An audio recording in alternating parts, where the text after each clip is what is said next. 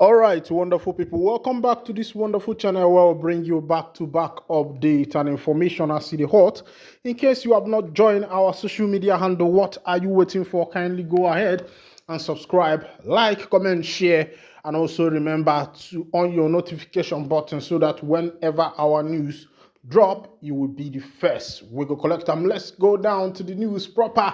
As the leader of the indigenous people of Biafra, Kanu, is about to make a remarkable move to change a lot of things about Biafra as he moves to drop his lawyers and defend himself in the court of law. Let's go down to the full detail of that particular information.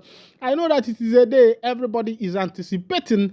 Everybody awaits that particular day to know what is actually going to happen as Nnamdi Kanu will be defending himself live in the court of NIG. I know it's going to be a tough day where he's going to show them as it should be. Of course, you know that the Nigerian government has so much a long time boycott justice and have always been biased when it comes to giving the right justice. That has been the case with the NIG judiciary. But Kanu is here to change the narrative.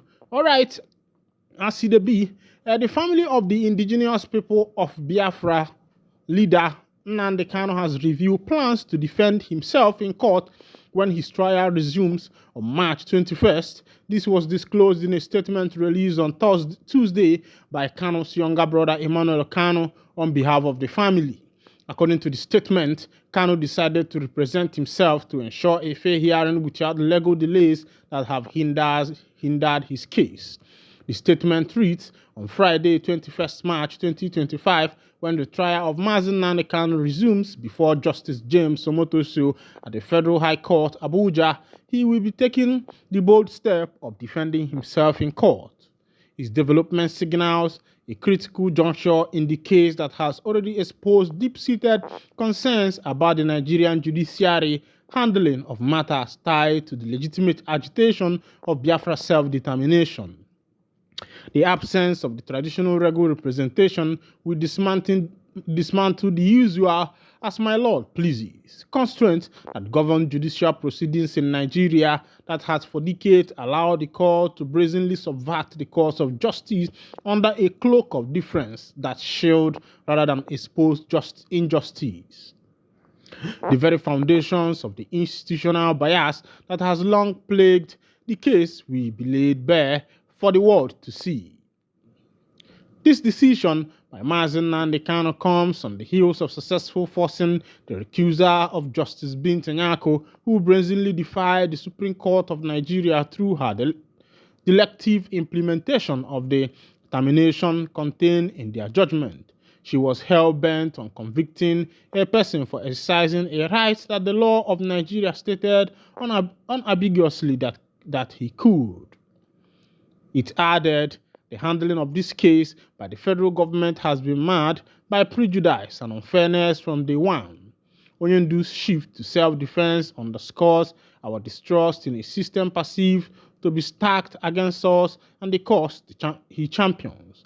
It also places an immense burden on Justice Omotosho to uphold the principles of fair hearing, fair trial, and the rule of law, principles that have too often been undermined in his politically charged sham trials.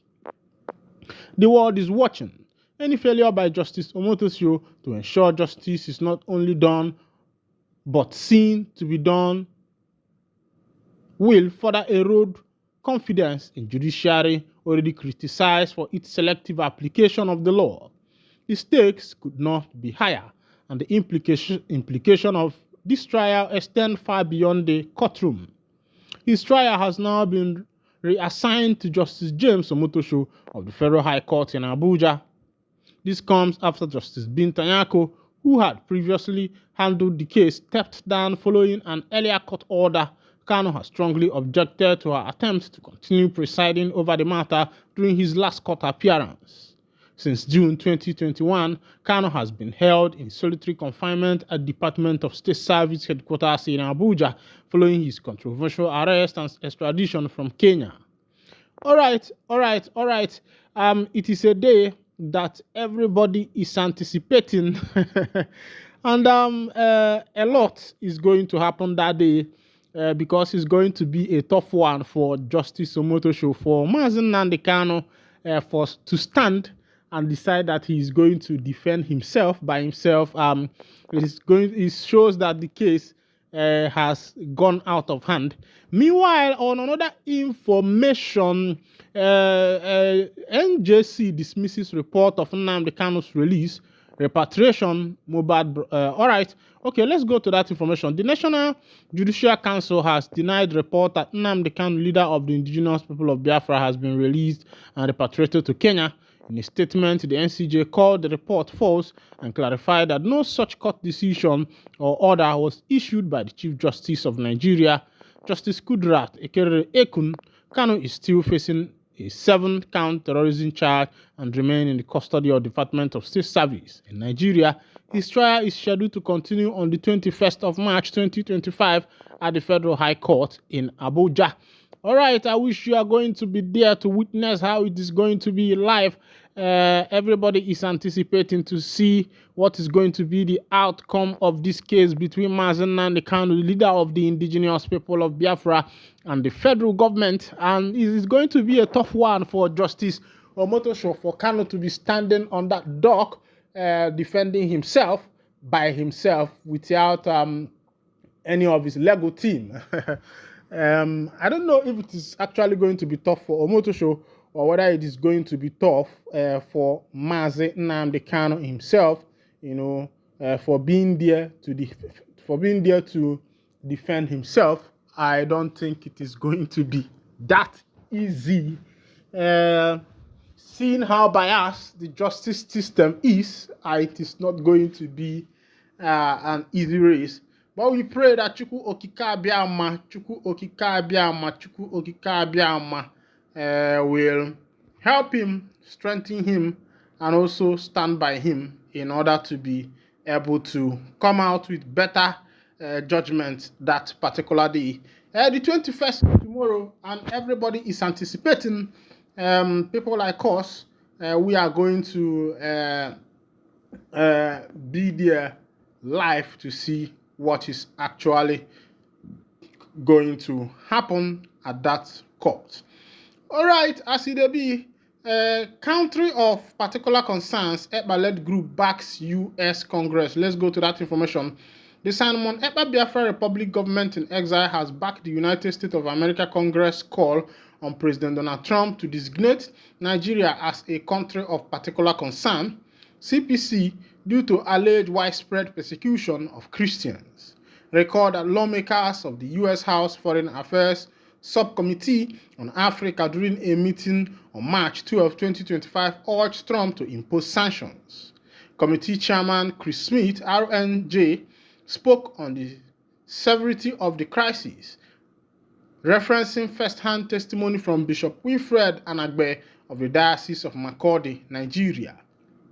The subcommittee noted that Nigerians constituted 90% of Christians killed worldwide annually, citing a 2024 report by the Observatory for Religious Freedom in Africa showing out of the 555,910 people killed between October 2019 and September 2023, 21,000 of them were abducted in the context of terror group. Make no mistake, all these attacks are based on religion, as I said, and diverting attention from it denies what we have seen with our own eyes. This religious cleansing needs to stop, and the perpetrators be brought to justice, the report noted. Also, the Global Persecution Index has placed Nigeria among the deadliest countries for Christians.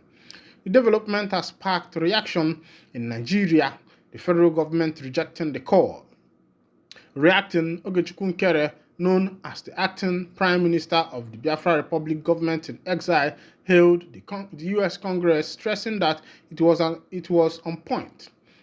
In its recommendation for sanctions against Nigeria, Nkere, in a statement through his official X account, claimed that the call was a result of BRIG lobbying at the U.S. Congress.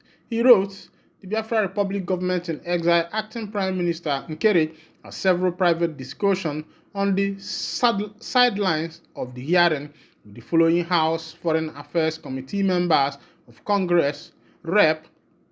Pramilia Japal, DWA, Rep. James Bird, RN, and Rep. Jonathan Jackson, DL.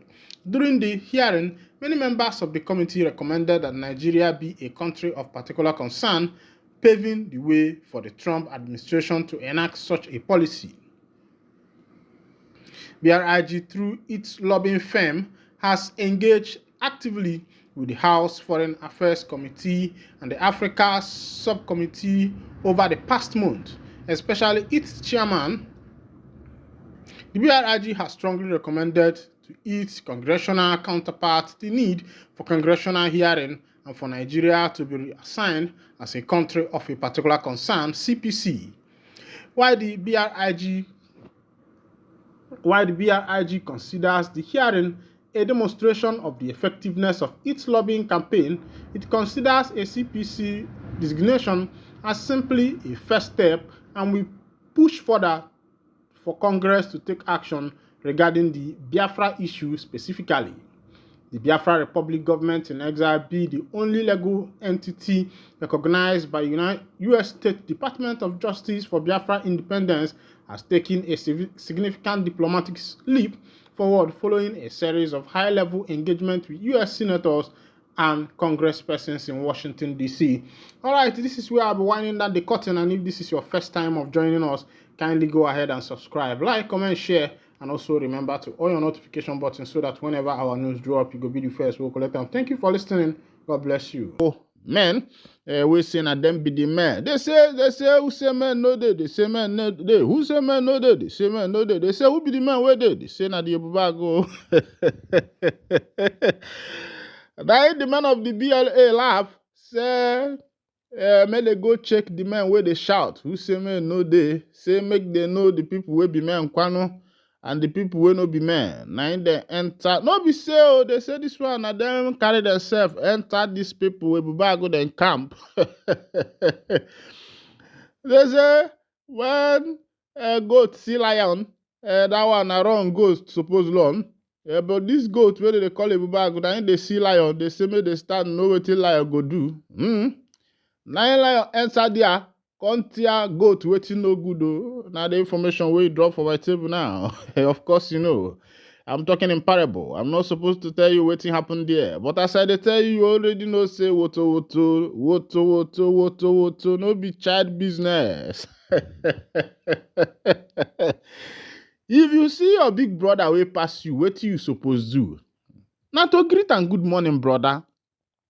If you see your senior sister will pass you, what you supposed to do? Not to greet her good morning, sister. Na pikin will get a strong head. Go see him big brother will pass her. Where you know say senior you well, you know greet her. No be come, king go come. In go knock your head now. They say the men of the BIA, they go see their junior brothers will be back go. They no greet the good morning. And they use their granite, knock their head, waiting no good. I just say, as they knock the boys' head with granules, now run, they run. They say they even run, leave their uniform. They run, leave their own ngongo. All right. Whether the devil likes it or not, the nation must stand because the progression has already started, and hard work has already taken place.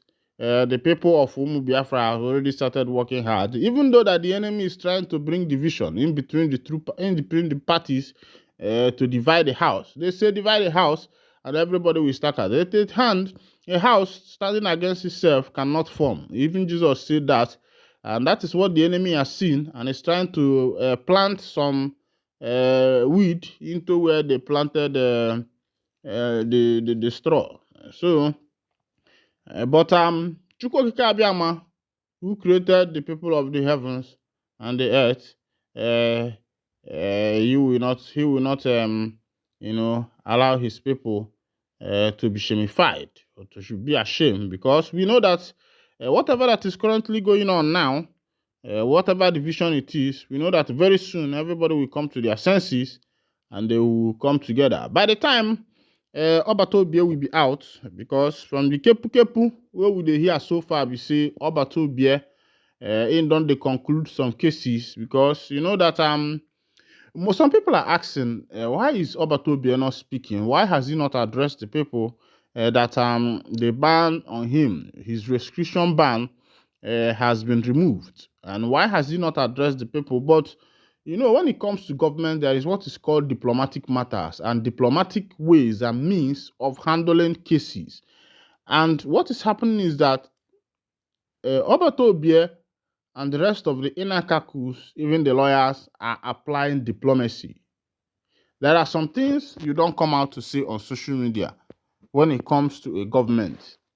You know, when this government was still forming, was still becoming a government, you know, they were still, strategizing. But now it has become a government. It is not everything that, insiders will now come and broadcast. There are some things, they keep as, as a confidential information in order not to allow the enemy to invade. Because as a nation, there are some information that you leak, it will jeopardize your security system. It will jeopardize your hierarchy system. It will jeopardize a lot of things in that government. That's why you find that government are usually diplomatic most of the times. There are some things that will be happening in a nation. The nation might not tell you that this is actually what is happening. They tend to conceal it. They tend to keep it to themselves until they arrive to a good conclusion. And that is when they will, break the news to the public. But if you break an unripe news to the public or an unconcluded information to the public, of course, you have already, given the public, an opportunity to salivate. And when they are salivating and you do not quench their thirst with what they want to hear and what they want to happen, and you yourself as a leader, you will be in trouble. So that is why in a government are usually very diplomatic in handling their information. There are some information that you might be waiting for that might not come as at the time you want it. It comes when the government wants to release the information. And that's what is actually happening in the case of Obatobie as it is. All right. Police inspector dies from self-inflicted gunshot in Ogun State. This one is happening in Ogun State. A police inspector has died from self-inflicted gunshot in Ogun State. Now, I wonder why a policeman will inflict himself with gunshot. I've always said this thing, even though it's an accident, I'll still bring you the information, full information. But it is important that when these people are employing forces, when it comes to forces, armed forces, police and the rest of them, their mental psyche should be tested. Their psychological ability, capacity should be tested. You should be able to know whether these people are capable of doing this job. I'm saying it not because of what happened to this police inspector, but in general. If you apply the NIG road, going from Abia State to Port Harcourt, going from Port Harcourt to Imo State, going from Imo State to Anambra State, going from Anambra State to Enugu State, going from Abia State to Calabar, or places like this, or Port Harcourt to Calabar, you see the kind of police checking point as if they are fighting war. From Imo State to Port Harcourt, you might be able to see not less than 13 to 20 police checking points in that short distance. And sometimes I wonder, what are these people doing? What are their responsibility? They are not there for stop and search. Rather, they are there for collecting money, even sometimes in the hot sun. And when that sun have entered their head and their brain, you see them, making an effort to even do something that is not necessary for a policeman to do, which is very, very, very, very wrong. And this is where the government should look into. And this mass of police checking points are there, and the act of criminality are still being perpetuated along some of this road. And the question is, if these police checking points, every police checking points are there, why are there still the issue of kidnap? That someone will drive by to go to his house or is going somewhere, and the next thing you hear is that the person has been kidnapped. The question is, who is doing the work? And what are these police people doing? Is their work just there to be collecting money? All right, let's go to that information so that you can see as it be.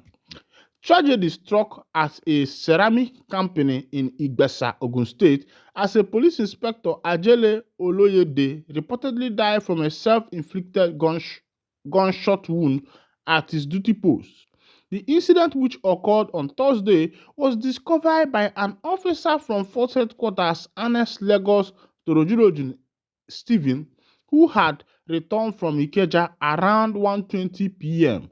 According to the Ogun State Police Public Relations Officer, Omoloya Odutola, the late officer, was stationed at the company as part of its security details. Stephen, upon arriving at the security office, found Oyede resting his head on a table. When asked about his condition, the inspector assured his colleague that he was fine.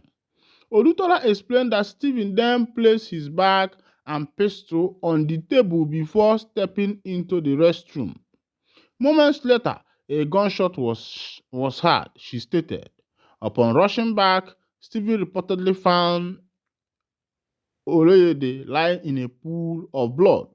With the help of private security personnel, the wounded officer was immediately rushed to Ota General Hospital, but he was later pronounced dead by the doctor on duty, Odutola said.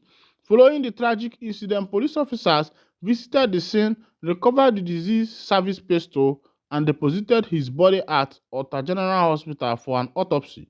The police spokesperson confirmed that the case will be transferred to the State Criminal Investigation Department (SCID) Elewerem for further investigation.